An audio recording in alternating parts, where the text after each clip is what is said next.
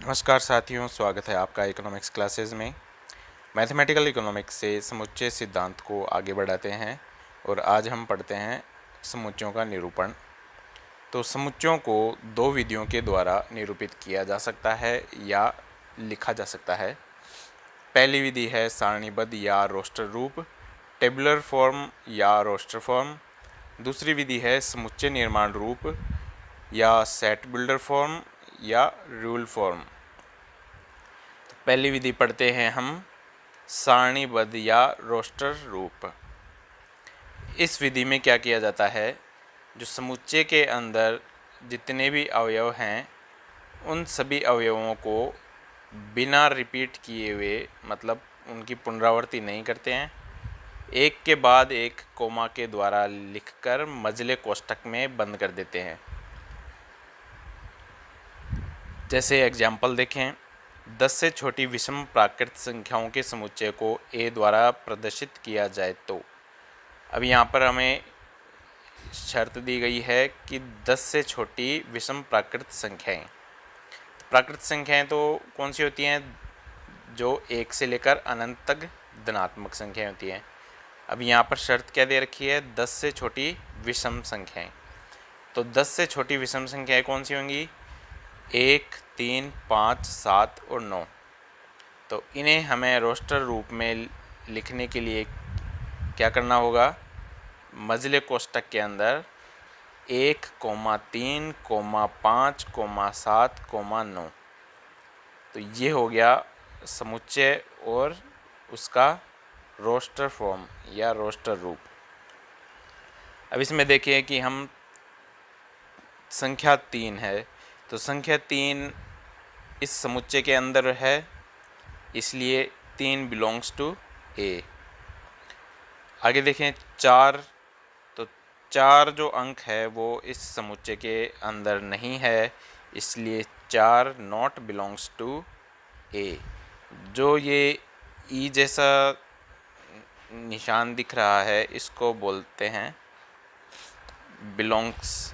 मतलब इसका मतलब क्या होता है कि ये जो अंक है वो समुच्चय ए से संबंधित है या समुच्चय ए के अंदर उपस्थित है, और जब इसको काट रखा है इस निशान को, इसका मतलब ये है कि ये जो अंक है वो इस समुच्चय के अंदर उपस्थित नहीं है। अब और एग्जाम्पल देखते हैं। पहला एग्जाम्पल है 32 को विभाजित करने वाली सभी प्राकृत संख्याओं का समुच्चय। तो यहाँ पर शर्त दी हुई है कि जो समुच्चय है उसके अवयव हैं वो 32 को विभाजित करने वाली संख्या होनी चाहिए। कौन सी संख्या है, प्राकृत संख्या होनी चाहिए। तो ऐसी कौन सी संख्याएं हैं जो 32 को विभाजित करती हैं, तो इसमें हो गई 1, 2, 4, 8, 16, 32। ये सभी संख्याएं 32 को विभाजित करती है, मतलब इन संख्याओं का 32 में पूरा पूरा भाग जाता है। तो इन संख्याओं को हम समुच्चय के रूप में लिखें और रोस्टर रूप में, तो क्या करेंगे, मझला ब्रैकेट और मझले ब्रैकेट में इन सभी संख्याओं को एक के बाद एक कोमा लगाकर लिख देते हैं। तो ये हो गया समुच्चय रोस्टर फॉर्म में। अगला क्वेश्चन है सप्ताह के दिनों का समुच्चय। तो सप्ताह में 7 दिन होते हैं, तो इन सभी 7 दिनों के नाम को मझले कोष्ठक के अंदर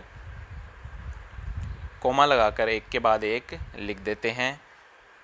तो ये इनका हो जाता है 7 दिनों का या सप्ताह के दिनों का समुच्चय और रोस्टर फॉर्म में। अगला क्वेश्चन है तीसरा, अंग्रेजी वर्णमाला के सभी स्वरों का समुच्चय। जो अंग्रेजी अल्फ़ाबेट होती है उसके अंदर वोवल होते हैं, वो कौन से होते हैं, ए, ई, आई, ओ, यू। इनका समुच्चय बनाना है और समुच्चय को लिखना है रोस्टर रूप में। तो क्या करेंगे, मझला ब्रैकेट और ए, ई, आई, ओ, यू। तो ये हो गया इनका समुच्चय, वो भी रोस्टर रूप में। फिर चौथा क्वेश्चन है क्लासरूम में प्रयुक्त अक्षरों का समुच्चय। एक क्लासरूम एक स्पेलिंग है, इसके अंदर जो अक्षर आए हैं वो कौन कौन से हैं, सी, एल, ए। अब एस यहाँ 2 बार है, लेकिन समुच्चय बनाते समय हमें सिर्फ एक बार ही लिखना है, क्योंकि अक्षरों की पुनरावृत्ति नहीं करनी है। फिर आर, फिर ओ भी यहाँ 2 बार है, तो समुच्चय में हम सिर्फ एक बार ही लिखेंगे। और फिर एम, तो इसका समुच्चय बनाएं रोस्टर फॉर्म में। तो मजला ब्रैकेट, फिर C comma L comma A comma S comma R comma O comma M, तो ये इसका हो गया रोस्टर रूप में समुच्चय। अब नोट है यहाँ पर, समुच्चय को रोस्टर रूप में लिखते समय किसी भी अवयव को सामान्यतः दोबारा नहीं लिखते हैं। जैसे इस क्लासरूम स्पेलिंग में एस 2 बार आया है और ओ 2 बार आया है, लेकिन हमने इनको सिर्फ एक बार ही लिखा है, दोबारा नहीं लिखा इन अक्षरों को। ये तो हो गई रोस्टर फॉर्म, समुच्चय की रोस्टर फॉर्म या टेबुलर फॉर्म। अब दूसरी जो विधि है वो है समुच्चय निर्माण रूप या सेट बिल्डर फॉर्म, या इसको रूल फॉर्म भी बोलते हैं, रूल मेथड। इस विधि में हम क्या करते हैं, जो समुच्चय में अवयव हैं उन सभी अवयवों को लिखने के बजाय हम उस गुणधर्म को लिखते हैं जो उस समुच्चय को बनाने के लिए काम में आता है। जैसे समुच्चय निर्माण रूप में मजले कोष्ठक के अंदर अवयवों को लिखने के बजाय उनके गुणधर्मों को लिखा जाता है। जैसे क्वेश्चन है, 32 को विभाजित करने वाली सभी प्राकृत संख्याओं का समुच्चय। तो यहाँ पर देखिए जो गुणधर्म दिया हुआ है वो क्या है, 32 को विभाजित करने वाली प्राकृत संख्याएं, ये गुणधर्म है। अब इसका जो सेट बनेगा उसमें जो भी अवयव होंगे उन सभी अवयवों में ये गुणधर्म होगा कि वो सभी संख्याएं 32 को पूरी तरह से विभाजित करेंगी। तो रोस्टर रूप में अगर इसको हम लिखते तो उन सभी संख्याओं को कोमा लगाकर लिख देते, लेकिन समुच्चय निर्माण रूप में उन सभी संख्याओं को लिखने की बजाय हम ये गुणधर्म ही लिख देंगे। तो इसको कैसे लिखा जाता है,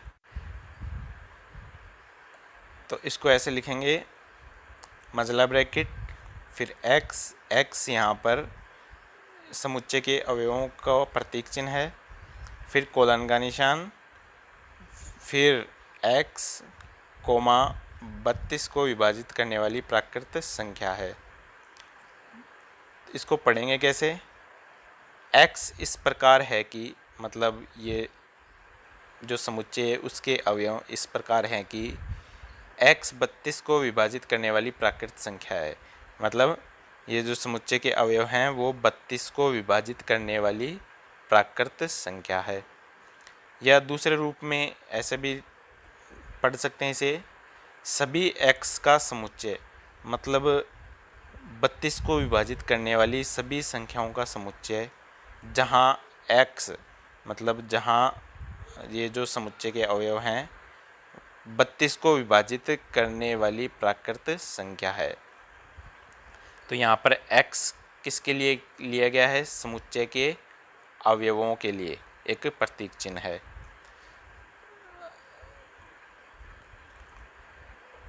अब अगला एग्जांपल देखते हैं। जैसे ये दिया हुआ है, कैपिटल ए बराबर मजला ब्रैकेट x कोलन का निशान, x एक प्राकृत संख्या है और 3 less than x less than 10, फिर मजला ब्रैकेट बंद। तो इसको कैसे पढ़ेंगे, x इस प्रकार है कि x 3 और 10 के बीच एक प्राकृत संख्या है, या 3 और 10 के बीच की एक प्राकृत संख्या है। क्योंकि ये जो 3 less than x less than 10 ये दिया हुआ है, इसका मतलब क्या है कि x जो है वो 10 से छोटा है और 3 से बड़ा है।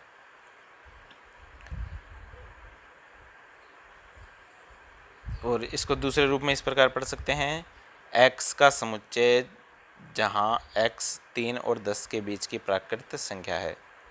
अब कुछ और एग्जाम्पल देखते हैं। निम्न समुच्चयों के रोस्टर रूप को समुच्चय निर्माण रूप में लिखिए। अब यहाँ पर हमें समुच्चयों के रोस्टर रूप दिए हुए हैं, इन्हें हमें लिखना है समुच्चय निर्माण रूप में। तो देखिए, जो पहला समुच्चय दिया है वह 1, 2, 3, 6, 7, 14, 21, 42 संख्याएं हैं। अब पहले तो इसको समुच्चय निर्माण रूप में लिखने के लिए हमें पहले इनका जो गुणधर्म है वो पता लगाना होगा कि ये समुच्चय किस गुणधर्म के आधार पर बनाया गया है। तो इसमें देखें, ये सभी संख्याएं जो हैं वो 42 को विभाजित करने वाली संख्याएं हैं।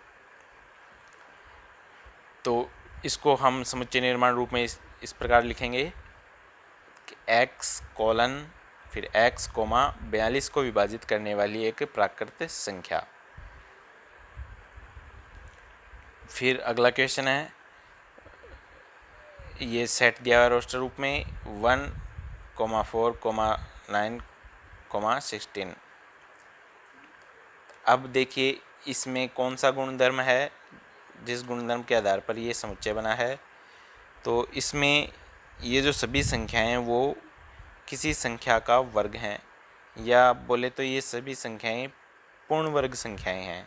जैसे 4 है वो 2 का वर्ग है, 9 है वो 3 का वर्ग है, 4 है वो 16 है वो 4 का वर्ग है, और 1 का वर्ग है। तो इसको हम ऐसे भी लिख सकते हैं कि x मतलब ब्रैकेट में x कोमा कोलन का निशान, फिर x, फिर कोमा, फिर 25 से छोटी एक पूर्ण वर्ग प्राकृत संख्या। क्योंकि 16 के बाद जो पूर्ण वर्ग प्राकृत संख्या आएगी वो कौन सी होती है? 25 ही होती है, क्योंकि 16 के बाद सिर्फ 25 का ही हम वर्गमूल निकाल सकते हैं। अब इसको लिखने से का दूसरा तरीका भी है, क्योंकि इस गुणधर्म को हम अलग अलग तरीके से परिभाषित कर सकते हैं। इसको हम ऐसे भी लिख सकते हैं कि x कोलन का निशान, फिर x कोमा 5 से छोटी संख्याओं का वर्ग। तो x क्या है यहाँ पर? 5 से छोटी संख्याओं का वर्ग है। फिर अगला है तीसरा क्वेश्चन, उसमें समुच्चय दिया है 4, 5, 6, 7, 8, 9। अब यहाँ पर ये जो सभी संख्याएं हैं वो 4 से लेकर 9 तक लगातार संख्याएं हैं, और ये संख्याएं कौन सी है? प्राकृत संख्याएं, क्योंकि 1 से अनंत के बीच में है। तो इसको हम ऐसे लिख सकते हैं, x फिर कोलन का निशान, x एक प्राकृत संख्या है तथा 3 less than x less than 10। मतलब जो x है वो 3 और 10 के बीच में है। ध्यान रखिएगा, x क्या है यहाँ पर? समुच्चय का अवयव। तो इस समुच्चय में जितने भी अवयव हैं वो 3 से 10 के बीच में हैं, मतलब 3 से तो बड़े हैं और 10 से छोटे हैं। फिर मजला ब्रैकेट बंद। अगला क्वेश्चन है, समुच्चय मजला ब्रैकेट x कोलन x एक धन पूर्णांक है और x स्क्वायर लेस देन 40 को रोस्टर रूप में लिखिए। तो यहाँ पर हमें जो समुच्चय है वो समुच्चय निर्माण रूप में दिया गया है, सेट बिल्डर फॉर्म में। इसको पढ़ेंगे कैसे? x इस प्रकार है कि x एक धन पूर्णांक है और x का वर्ग 40 से छोटा है। अब इसको रोस्टर रूप में लिखने के लिए हमें इससे ये जो गुणधर्म दिया हुआ है इससे हमें संख्याएं निकालनी होंगी। तो पूर्णांक संख्याएं कौन सी होती है? पूर्णांक संख्याएं माइनस अनंत से प्लस अनंत तक की जितनी भी संख्याएं होती हैं वो सभी पूर्णांक संख्याएं होती हैं। अब इस गुणधर्म में हमें दिया है धन पूर्णांक, मतलब केवल धनात्मक संख्याएं। तो धनात्मक संख्याएं कौन सी होती हैं? 1 से लेके अनंत तक, मतलब +1 से लेके प्लस अनंत तक। और साथ में एक शर्त और दी है कि एक्स स्क्वायर लेस देन 40, मतलब उस संख्या का हम जब वर्ग करें तो वो 40 से छोटा होना चाहिए। मतलब समुच्चय का अवयव कैसा होना चाहिए, समुच्चय का अवयव कौन सी संख्या होनी चाहिए कि उस संख्या का हम वर्ग करें तो वो वर्ग 40 से छोटा हो। तो देखिए, पहले तो हम लेते हैं एक का वर्ग करें तो वो 40 से छोटा है। दो का वर्ग करते हैं तो आता है 4 40 से छोटा है। 3, फिर 3 का वर्ग करें तो होता है 9, वो भी 40 से छोटा है। 4 का वर्ग करते हैं 16, तो 16 भी 40 से छोटा है। 5 का वर्ग करें 25, 25 भी 40 से छोटा है। 6 का वर्ग करें 36, 36 भी 40 से छोटा है। फिर आगे लेते हैं अगर 7, तो 7 का वर्ग करते हैं तो आता है 49, 49 40 से बड़ा हो जाता है, तो वो इसका मतलब है 7 समुच्चय में शामिल नहीं है। तो मतलब 1 से लेकर 6 तक की जो संख्याएं हैं वो ही समुच्चय में शामिल होंगी। अब इसको रोस्टर रूप में लिखने के लिए हम क्या करेंगे, सभी संख्याओं को मझले कोष्ठक में कॉमा लगाकर एक के बाद एक लिख देंगे। अब अगला क्वेश्चन है, समीकरण X square plus X minus 2 equal to 0 का हल रोस्टर रूप में लिखिए। अब देखिए, यहाँ पर इसको हमें समुच्चय के रूप में लिखने के लिए पहले इस समीकरण को हल करना होगा और x के मान निकालने होंगे। तो ये एक द्विघात समीकरण है। अब द्विघात समीकरण को हल करने के लिए हमें अलग से सीखना होगा। तो इसको हम हल करते हैं, तो हल करके हमारे पास x के दो मान आते हैं। एक तो x का मान आता है 1 और दूसरा मान आता है -2। अब रोस्टर रूप में लिखने के लिए हम क्या करते हैं, जो संख्याएं हैं उनको मझले ब्रैकेट में एक के बाद एक कोमा के रूप में कोमा लगाकर लिख देते हैं। तो ये हो गया मझला ब्रैकेट 1, -2, फिर मझला ब्रैकेट बंद। तो ये कुछ एग्जाम्पल हैं और समुच्चय की दो विधियां हो गई समुच्चय को निरूपण करने की, एक तो रोस्टर रूप और एक सेट बिल्डर फॉर्म।